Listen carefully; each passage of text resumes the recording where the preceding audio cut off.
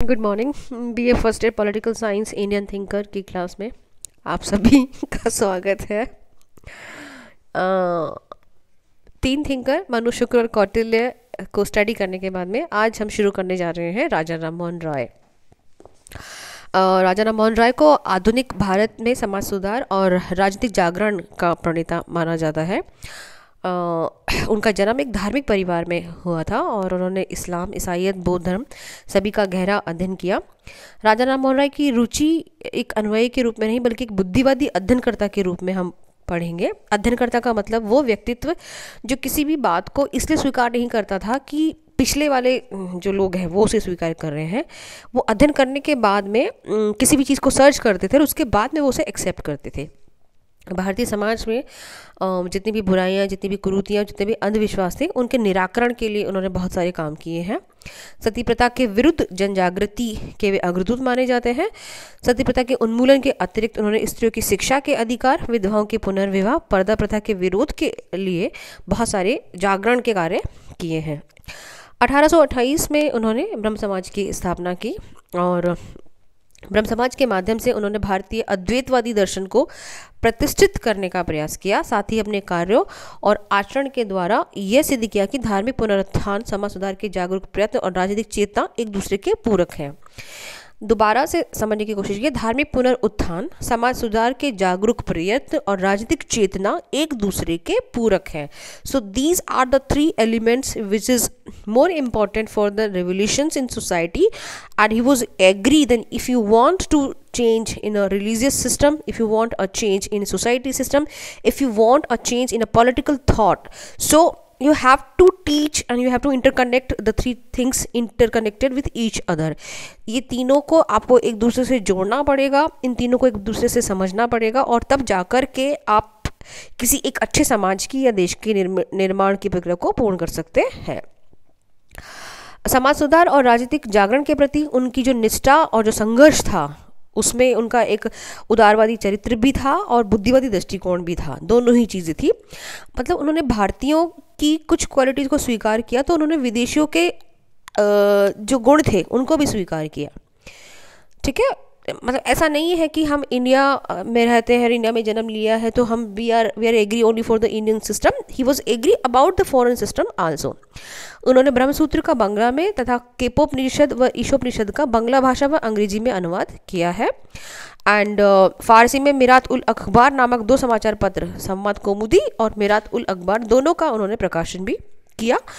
And 1833 में उनकी Bristol नामक एक स्थान पर मृत्यु हो गई थी।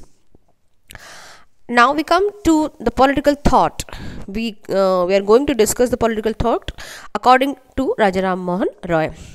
राजा राम मोहन राय की सबसे बड़ी जो विचारधारा है उसमें राजनीतिक सोच में सबसे पहला जो एलिमेंट्स है वो है व्यक्तिगत स्वतंत्रता और राष्ट्रीय स्वतंत्रता का समर्थन किया जाना। राजा राम मोहन राय ने व्यक्ति के प्राकृतिक अधिकारों की पवित्रता का समर्थन किया है। उन्होंने माना है कि जीवन, स्वतंत्रता और संपत्ति, ये तीनों ही जो अधिकार हैं वो व्यक्ति को प्राकृतिक रूप से मिलते हैं। प्राकृतिक का मतलब natural. The society is not giving the power of liberty, the society is not giving the power of property. These are the basic rights those a man or a woman or a human getting by birth, जन्म से वो मिल रहे हैं और ये प्राकृतिक अधिकार है। प्राकृतिक अधिकारों के संबंध में उनकी जो सोच है वो लॉक, ग्रोशियस और थॉमस पैन से समानता रखती है, लेकिन व्यक्तिगत जो स्वतंत्रता है उसको उन्होंने पश्चिम व्यक्तिवादी विचारकों के समान नहीं माना है।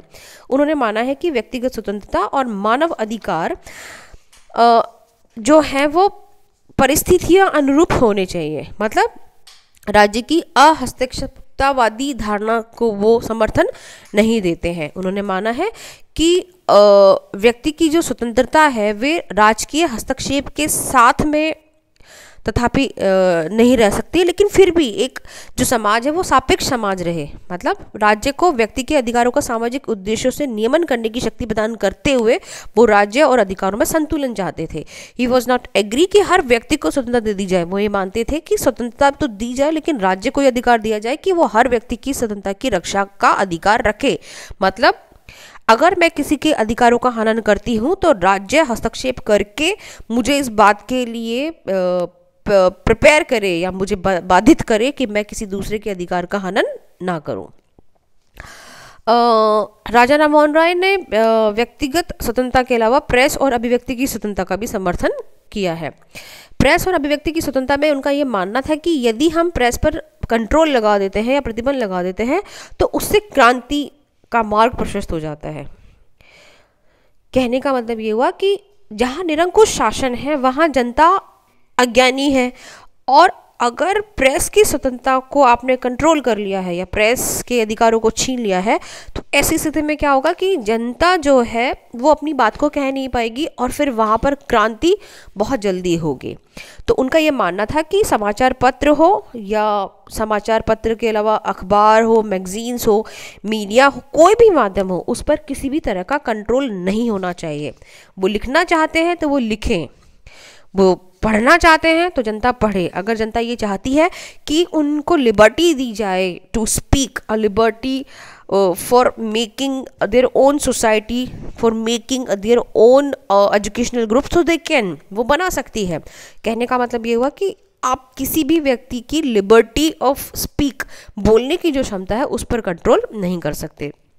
नंबर 3 पर उनका मानना था न्यायिक सुधार में विश्वास। वो ये मानते थे कि जो न्यायिक व्यवस्था है वो अगर सर्वोत्तम है, सर्वोत्तम करने का मतलब ये है कि व्यवस्थापिका, कार्यपालिका और न्यायपालिका तीनों अलग अलग होनी चाहिए। ठीक है। उन्होंने न्यायालयों में जूरी प्रणाली का जो सिस्टम था उसका पक्ष लिया। उनका मानना था कि न्याय की पंचायती प्रणाली जूरी प्रथा से समानता रखती है और इसीलिए जो हमारा समाज है वो जूरी प्रणाली या पंचायती प्रणाली को आसानी से समझ सकता है। दूसरा, उन्होंने माना कि जो जूरी अधिनियम 1827 में आया था उसमें ये था कि कोई भी हिंदू जो है तो मुस्लिम जूरी में नहीं बैठ सकता था, और कोई भी जो मुस्लिम व्यक्ति था वो हिंदू जूरी में नहीं बैठ सकता था। उन्होंने इसका विरोध किया। उन्होंने कहा कि क्यों हम धर्म के आधार पर जूरी के मेंबर बनाएं, why we make up men on the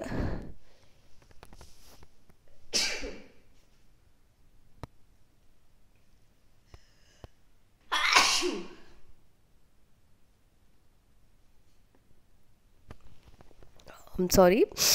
तो जो जूरी सिस्टम है उसमें उनका ये मानना था कि समाज का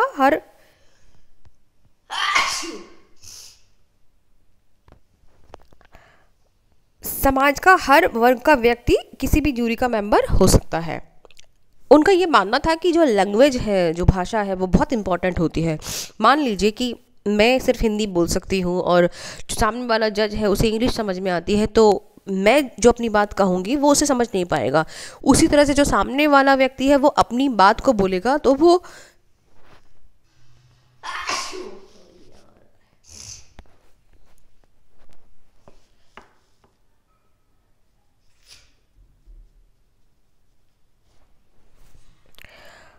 जो न्यायाधीश के पद पर बैठा है उसमें और जो अपनी बात को रखना चाहता है उन दोनों के बीच में एक नॉर्मल भाषा का होना ज़रूरी है, सामान्य भाषा का होना ज़रूरी है, चाहे वो इंग्लिश हो या हिंदी हो, पर लैंग्वेज ऐसी हो जिसको जस्टिस करने वाला भी समझे और जस्टिस जिसको चाहिए वो भी समझे।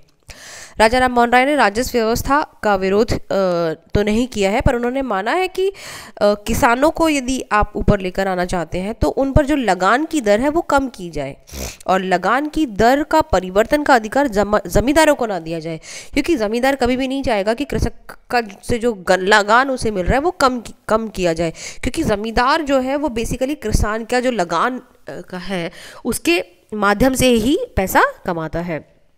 तो जो वेतन की प्रणाली थी वो ब्रिटिश अधिकारियों को ज़्यादा दिया जाता था वेतन, तो उन्होंने उसका भी विरोध किया। उन्होंने कहा कि कम वेतन यदि आप देते हो तो राजस्व व्यय में कमी होगी और वो जो पैसा बचेगा, सैलरी से जो पैसा बचेगा वो हिंदुस्तान के फंड में जमा होगा और हिंदुस्तान के काम आएगा।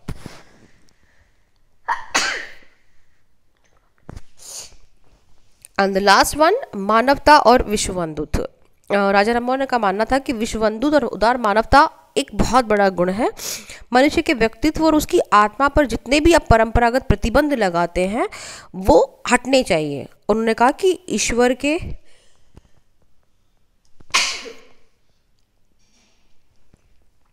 नैतिक व्यक्तित्व की जो धारणा है उसके आधार पर मानव मात्र के प्रति जो प्रेम है उस आदर्श की स्थापना की जानी चाहिए।